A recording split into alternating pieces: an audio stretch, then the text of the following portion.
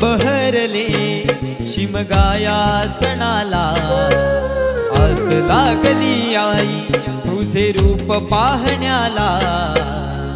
देव माझा एक वर्षान येतो भेटीला, आनंद लागाव खांदा देतो पालखीला। चरणाशी येतो आई आशीर्वाद घ्यायला, भक्त तुझा तल्लीन होतो होळी उत्सवाला।